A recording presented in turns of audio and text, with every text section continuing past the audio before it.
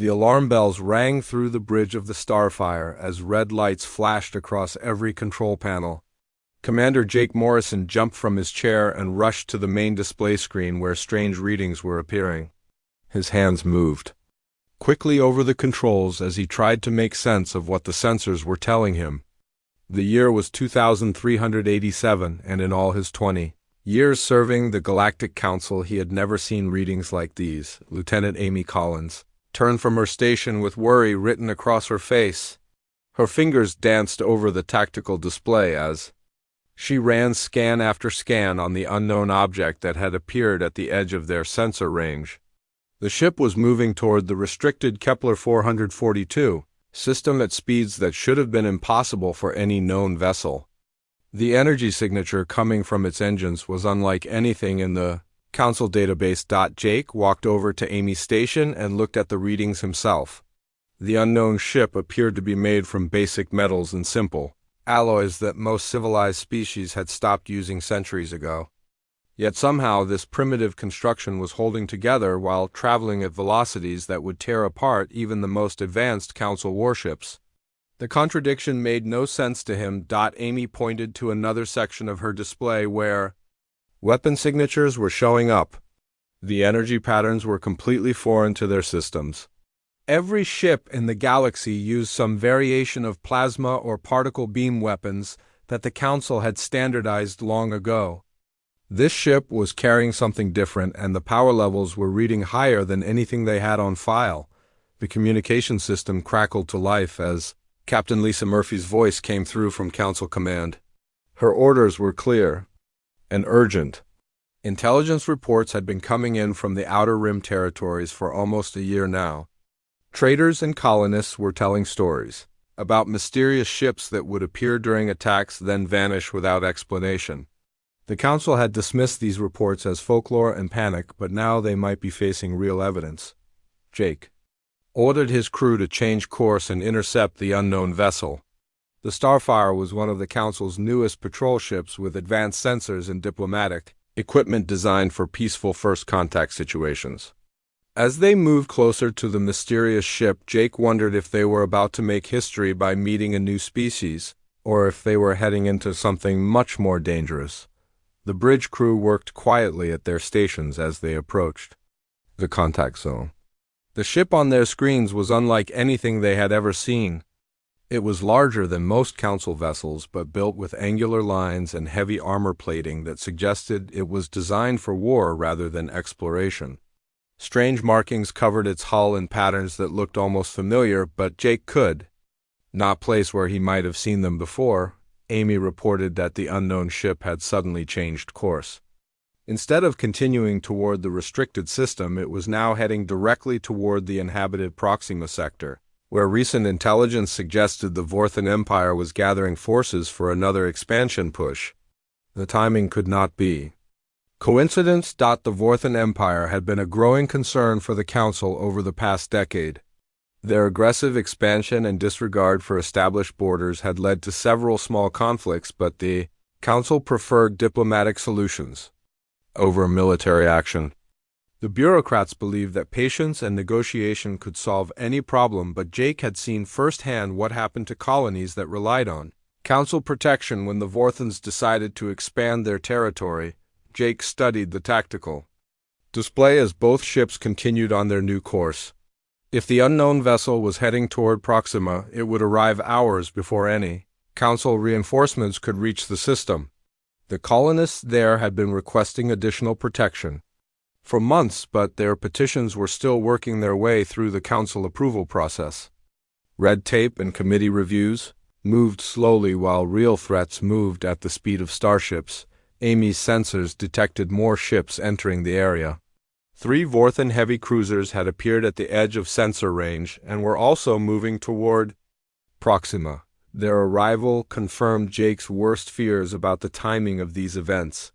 The Vorthans had been planning this attack, and now some unknown force was heading directly into what would soon become a battle zone. The communication officer tried repeatedly to hail the mysterious ship but received no response.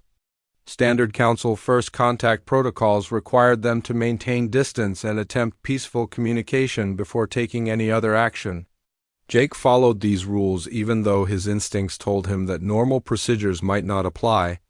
To this situation, as they continued following the unknown vessel, Jake noticed something that made his blood run cold. The ship's weapons were powering up and targeting systems were coming online. Whatever was about to happen at Proxima, the mysterious vessel was preparing for combat. The energy signatures from its weapons array were unlike anything in Council records, but the power levels were definitely military grade. The hours passed slowly as they traveled through hyperspace. Jake tried to piece together what he knew about the situation. An unknown ship with primitive construction but advanced weapons was heading toward a colony world that was about to be attacked by the Vorthan Empire. The timing suggested either incredible coincidence or careful planning.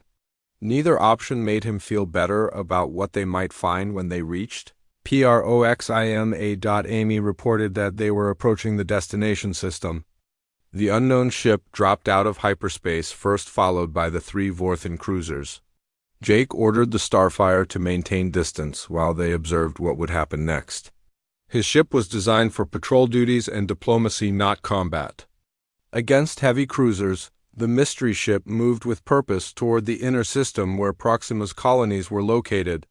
The Vorthans spread into attack formation but seemed hesitant to engage the unknown vessel.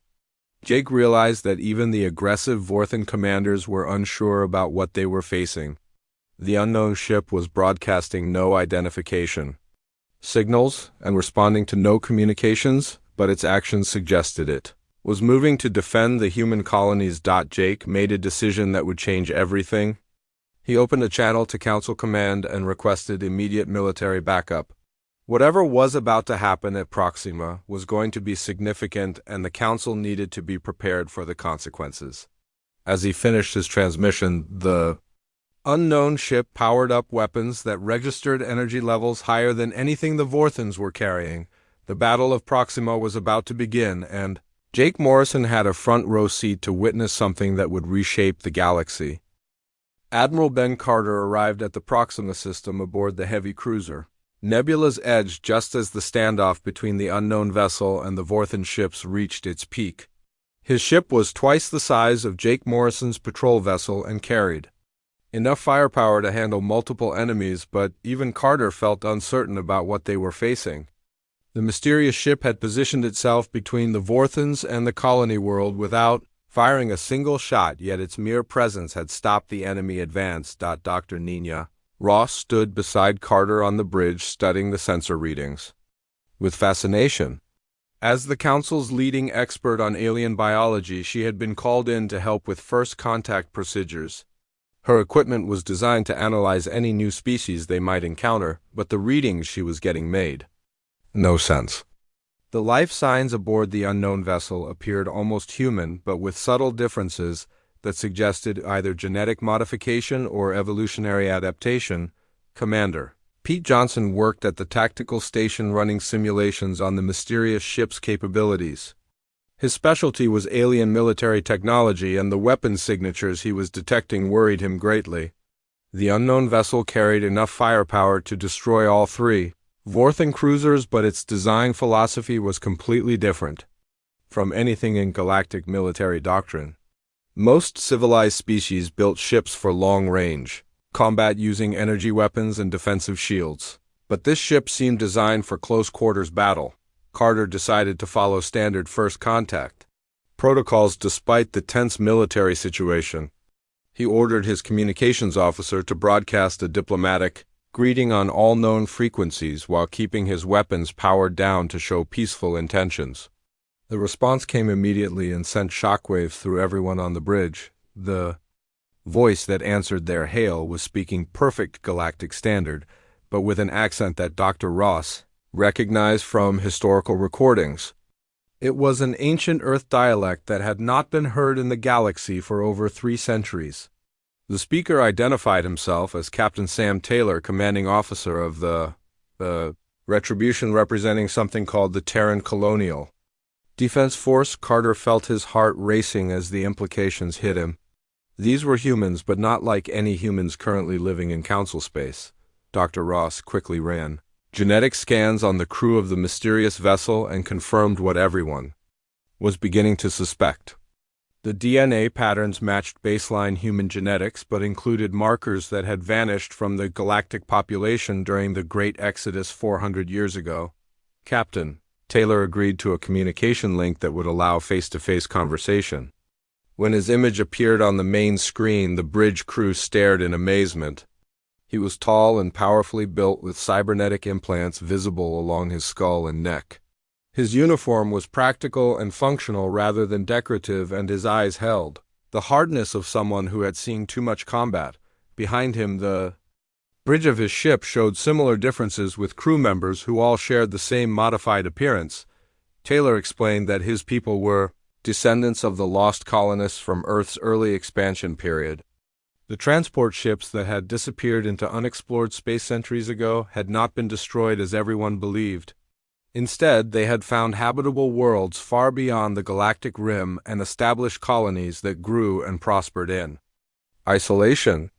For 400 years, they had built their civilization while watching the galaxy from a distance. Dr. Ross asked why they had remained hidden for so long, and Taylor's answer chilled everyone who heard it. His people had tried to make contact with the Galactic Council 50 years ago when Vorthan raiders first attacked human settlements on the Outer Rim. They had sent diplomatic messages and requested protection under galactic law, but their pleas were ignored or lost in bureaucratic procedures. While they waited for help that never came entire, colonies were destroyed and thousands of innocent people died. The conversation took a darker turn when Taylor began describing what his people had been doing during their centuries of isolation.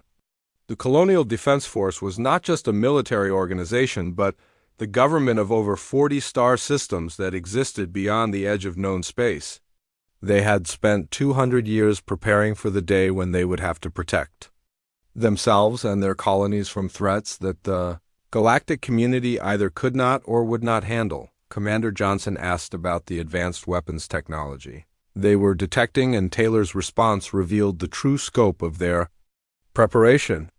The Colonial Defense Force had been monitoring galactic conflicts for decades, collecting data on every major battle and analyzing the strengths and weaknesses of all known military technologies. They had built their ships and weapons specifically to counter the tactics used by aggressive species like the Vorthan Empire. Carter tried to assert council authority over the situation, demanding that the Colonial Defense Force stand down and submit to galactic law. Taylor's laugh was bitter and without humor. He explained that his people had tried following galactic law and it had gotten their families murdered and their colonies burned. The council talked about peace and diplomacy while real people died waiting for protection that never came. His people had learned to protect themselves because no one else would do it. The Vorthan ships began moving again, attempting to flank around the Retribution and reach the colony world. Taylor cut the communication link and his ship immediately responded to the threat. What happened next defied everything the council officers thought they knew about space combat. Instead of maintaining distance and exchanging long-range fire, the human warship accelerated directly toward the enemy formation. The Retribution's armor absorbed Vorthan plasma beams that should have crippled any known vessel. Its weapons fired solid projectiles at incredible velocities that punched through enemy shields like they were not even there. The brutal efficiency of the attack left no doubt about the intentions of the Colonial Defense Force. They were not fighting to disable or capture enemy ships, but to destroy them completely. Dr. Ross watched the battle with growing understanding of what humanity had become during their isolation. These were not the peaceful farmers and merchants that made up the galactic human population. 4 centuries of frontier warfare had produced something different, something adapted specifically for survival in a hostile universe. The Colonial Defense Force represented humanity as it had evolved when forced to fight for its very existence. As the last Vorthan ship exploded, Carter realized that the galaxy had just changed forever. Humanity was no longer the minor species that accepted whatever protection the Council chose to provide. They had become something capable of enforcing their own will through superior firepower and the determination to use it without hesitation or mercy. The neutral station Omega Point had been built specifically for diplomatic meetings between different species and governments, but Admiral Carter doubted its designers had ever imagined a gathering like this one. He sat across a polished metal table from Captain Sam Taylor and his senior officers, while Dr. Nina Ross and Commander Pete Johnson flanked him on either side. The atmosphere in the room was tense as representatives of two very different versions of humanity faced each other for the first time in centuries. Taylor's appearance was even more striking in person than it had been on the communication screen. He stood nearly 7 feet tall with muscles that seemed designed for heavy labor or combat. The cybernetic implants along his skull and spine pulsed with soft blue light as they processed information from his ship's computers. His uniform was made from some kind of advanced fabric that looked both flexible and protective. Everything about him suggested a human subspecies that had evolved for war. Colonel Mary Stone sat to Taylor's right, and her presence dominated the room despite her smaller size. Her cybernetic eye glowed red as it scanned the council representatives and recorded everything for later analysis. The weapon at her side was clearly not ceremonial, and her posture suggested she could use it with deadly efficiency. When she spoke, her voice carried the authority of someone who had commanded troops in real combat situations. Stone activated a holographic display that showed star charts covering the entire galaxy. Red markers indicated human colonies that had been attacked by various hostile species over the past 50 years, while blue markers showed colonies that had received effective protection from Council forces. The difference was shocking and undeniable. Less than 30% of human settlements had received adequate protection, while the rest had either been destroyed or abandoned. The data stone presented painted a damning picture of Council priorities and effectiveness.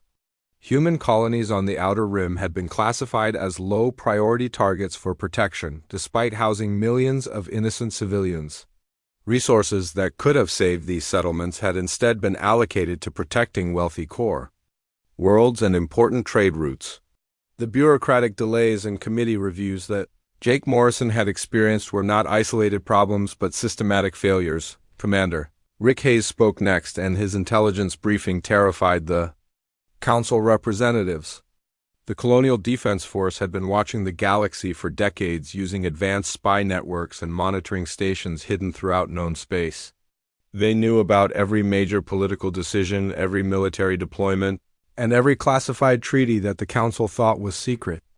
Their knowledge of galactic affairs was more complete than anything in Council intelligence files. Hayes revealed information that made Carter's blood run cold. The Council had signed secret agreements with the Vorthan Empire that essentially sacrificed Outer Rim colonies in exchange for maintaining peace in the core systems. These deals were buried so deep in classified documents that even most Council military officers did not know they existed. The Colonial Defense Force had copies of every document and recording of every meeting where human lives had been traded away for political stability. The scope of Colonial Defense Force preparation became clear as Hayes continued his presentation. Hidden bases existed in over 40 star systems beyond the edge of known space, complete with shipyards, weapons factories, and training facilities. The Retribution was just one ship in a fleet of over 200 warships that had been built specifically to counter the military doctrines of every major galactic power. They had studied their enemies' weaknesses and designed weapons to exploit them. Dr. Ross tried to maintain scientific objectivity as she asked about the genetic modifications she was detecting in the Colonial Defense Force personnel. Taylor's answer revealed another shocking truth about what humanity had become during their isolation. The modifications were not artificial enhancements but natural adaptations that had occurred over 4 centuries of frontier warfare. Humans living in constant danger had evolved stronger bones, faster reflexes, and enhanced cognitive abilities.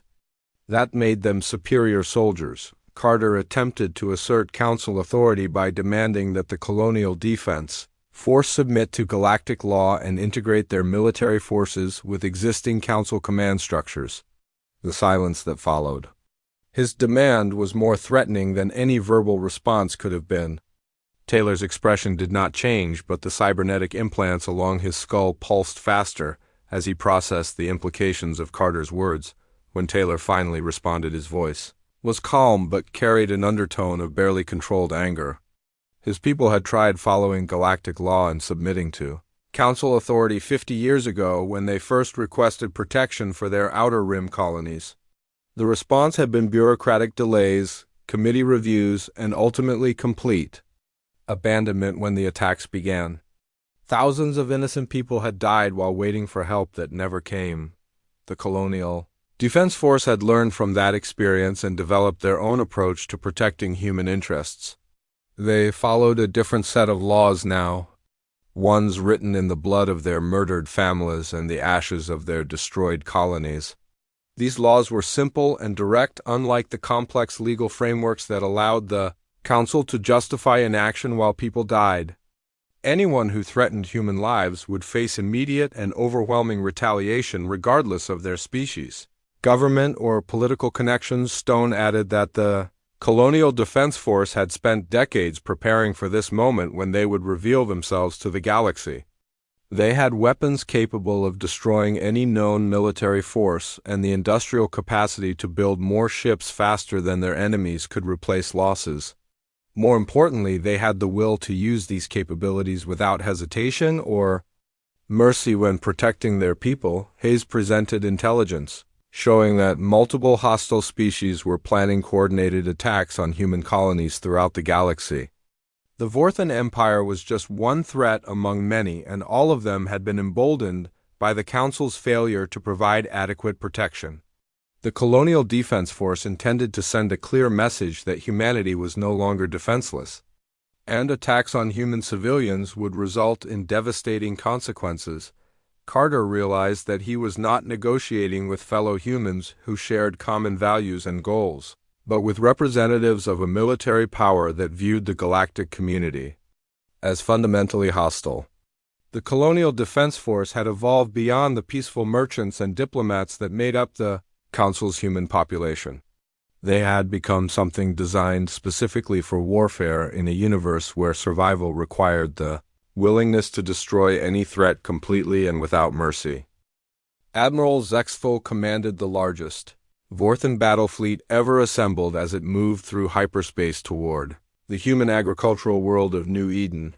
300 warships of various classes followed his flagship, including heavy battle cruisers that could level entire cities and carrier vessels packed with fighter squadrons.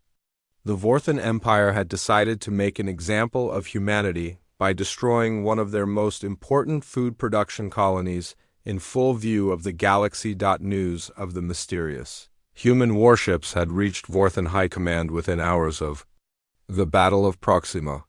The destruction of 3 heavy cruisers by a single unknown vessel had sent shockwaves through the military leadership, who prided themselves on their superior technology and tactical doctrine. Zexthal had been ordered to demonstrate Vorthan power by overwhelming any human defenders with sheer numbers and firepower that no single ship could possibly withstand. The Vorthan admiral studied intelligence reports that described the unknown human vessel as primitive in construction but surprisingly effective in combat. His analysts had concluded that the ship's success at Proxima was due to surprise and the inexperience of the cruiser captains who had underestimated their opponent.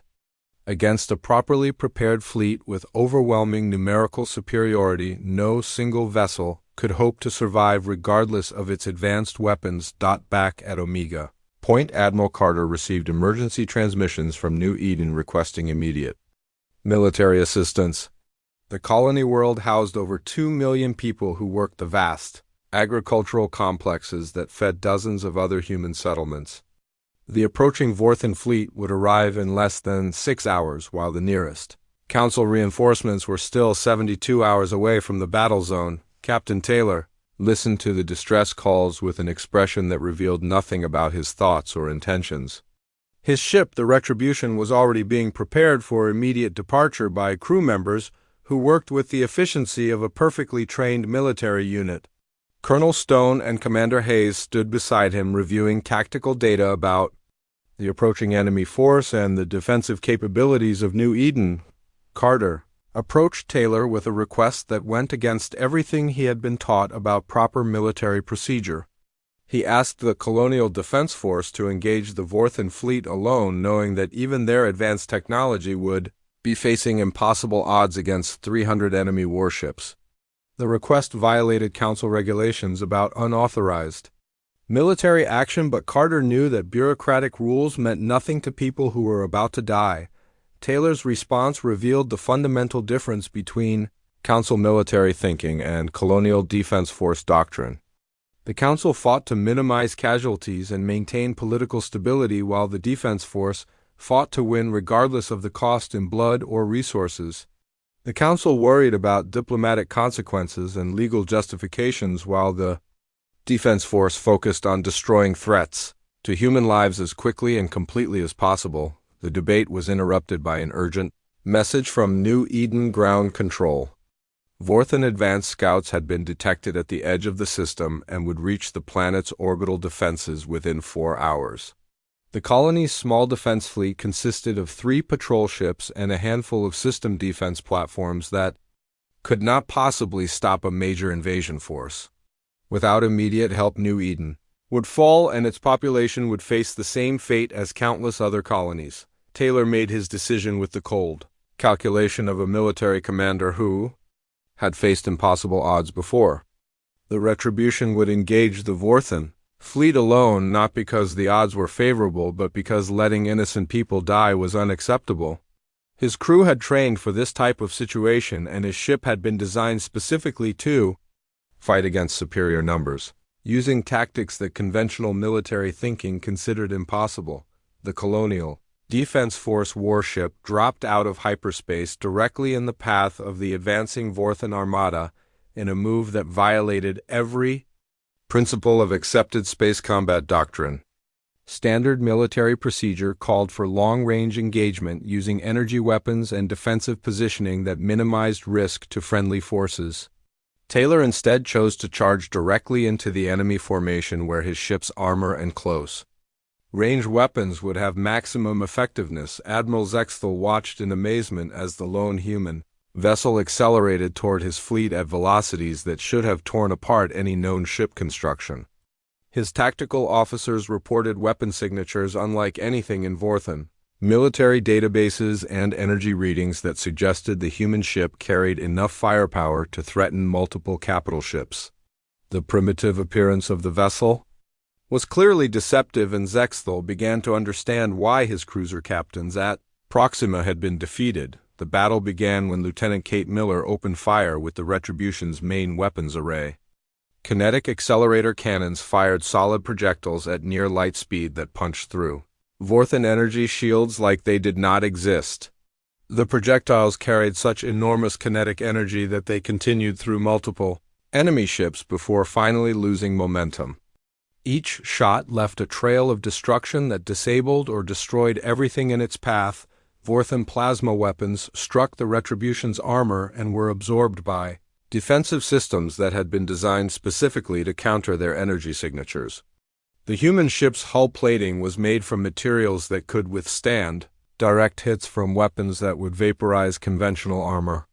Decades of studying enemy technology had allowed the Colonial Defense Force to build ships that were nearly immune to standard galactic weapons. The Retribution's fusion torpedoes detonated inside enemy hulls after penetrating their shields and armor with focused energy beams. The explosions tore Vorthan ships apart from within, while boarding pods launched from hidden bays carried cybernetically enhanced Marines directly into enemy vessels. The boarding actions were even more devastating than the ship-to-ship combat, as Vorthan soldiers discovered that humans did not fight to capture prisoners but to ensure their enemies could never threaten human lives again. Admiral Carter watched the battle from his command ship, knowing that he was witnessing something that would change galactic warfare forever. A single human vessel was systematically destroying a fleet that outnumbered it 300 to 1, using tactics and weapons that rendered conventional military doctrine obsolete. The Colonial Defense Force represented not just advanced technology, but a completely different philosophy of warfare. The Prioritize victory over survival and elimination of threats over diplomatic solutions. The wreckage of the Vorthan fleet drifted through space around New Eden like a monument to the failure of conventional military thinking. In just 4 hours, the Retribution had destroyed or disabled over 60 enemy warships while suffering only moderate damage to its outer armor plating. The surviving Vorthan vessels had retreated in complete disorder after witnessing their most advanced battleships torn apart by weapons they could not understand or counter. Admiral Zexel's flagship had been one of the first casualties when Captain Taylor's boarding parties had cut through its hull and systematically eliminated the command crew. The Vorthan admiral himself had died fighting cybernetically enhanced human marines in his own bridge. After discovering that surrender was not an option these humans were willing to accept. The message was clear to anyone willing to listen and understand its implications. News of the Battle of New Eden spread through galactic communication networks faster than official military reports could be processed and classified. Independent traders, colonial governors, and military officers throughout known space learned about the incredible victory before their own governments had time to develop official responses. The story grew with each telling, but the basic facts remained shocking enough without any embellishment. Admiral Carter found himself in an impossible position as reports flooded in from across the galaxy. Human colonies that had spent decades accepting their status as expendable frontier settlements were now broadcasting messages of support for the Colonial Defense Force. Planetary governors who had never received adequate protection from Council forces were openly questioning why their own military could not provide the security that Captain Taylor had delivered in a single engagement. The political implications became clear within days as Council authority began to crumble in systems with large human populations. Colonial assemblies that had previously accepted Council decisions without question were now demanding representation in military planning and resource allocation. The bureaucratic structures that had maintained peace through compromise and delay were facing populations that had seen what decisive action could accomplish. Dr. Nina Ross presented her analysis of human combat effectiveness to a closed session of Council leadership. Her conclusions were disturbing to officials who had built their careers on the assumption that all galactic species shared similar capabilities and limitations. 4 centuries of frontier warfare had produced a human subspecies that was specifically adapted for combat in ways that gave them overwhelming advantages over their enemies. The genetic modifications that Dr. Ross had detected were not artificial enhancements but natural evolutionary changes that had occurred in response to constant environmental pressure. Humans who survived on the frontier had developed faster reflexes, stronger skeletal structures, and enhanced cognitive abilities that made them superior soldiers. The Colonial Defense Force represented the end result of this evolutionary process. Commander Pete Johnson's tactical analysis was equally troubling for Council military planners. The weapons and strategies used by the Colonial Defense Force were based on decades of studying galactic conflicts and identifying weaknesses in conventional military doctrine. They had built ships and trained personnel specifically to counter the tactics used by every major military power in known space. The boarding actions during the Battle of New Eden had been particularly devastating to enemy morale. Vorthan soldiers were trained for combat against opponents who followed established rules of engagement that emphasized prisoner-taking and minimizing casualties. The Colonial Defense Force Marines followed no such restrictions and fought with the single-minded goal of eliminating threats to human civilians regardless of enemy attempts to surrender. Captain Taylor returned to Omega Point to find Admiral Carter struggling with orders from Council Command. The bureaucrats demanded that Carter arrest the Colonial Defense Force for violating galactic law and unauthorized military action against a recognized government. The legal framework that had maintained peace for centuries was being challenged by humans who refused to accept the slow death of bureaucratic abandonment. Carter's own officers were questioning the orders they had received and the regulations they had spent their careers following. The rules of engagement that prioritized enemy lives over mission success seemed absurd when compared to the decisive victory that Taylor had achieved. Military personnel throughout the Council fleet were asking why they had been following procedures that prevented them from protecting the people they had sworn to defend. The meeting between Carter and Taylor was brief and focused on practical matters rather than legal technicalities. The Colonial Defense Force captain made it clear that his people would continue protecting human interests with or without official council approval. They had spent too long watching innocent people die while bureaucrats debated proper procedures and diplomatic consequences. Taylor offered the council a choice that would determine the future of galactic politics and military doctrine. The Colonial Defense Force was willing to share their advanced technology and tactical knowledge with any council forces that were genuinely committed to protecting civilian populations rather than maintaining political balance. The price for this cooperation was simple but revolutionary. Human colonies would receive full representation in galactic government with voting power proportional to their population and economic contribution. Military decisions affecting human lives would be made by officers who had actual combat experience rather than committee members who had never faced real threats. The slow bureaucratic processes that had allowed countless tragedies would be replaced by rapid response capabilities that could prevent attacks rather than simply investigating them afterward. The final condition was the most challenging for Council leadership to accept. The Colonial Defense Force would maintain independent command authority over their own vessels and personnel while coordinating with Council forces when their goals aligned. They would not submit to the legal frameworks that had failed to protect human lives, but they would cooperate with anyone genuinely committed to preventing future tragedies. As the Retribution prepared to depart for its next mission, other Colonial Defense Force ships began appearing throughout the galaxy. Each vessel broadcast the same message to any hostile forces in their vicinity, warning that human colonies were now under active protection. Any aggressive action against civilian populations would be met with immediate and overwhelming force without warning or negotiation. The galaxy had changed forever, and Admiral Carter knew that the old ways of maintaining peace through compromise and delay were ending. Humanity had evolved beyond the peaceful merchants and farmers that the Council had taken for granted.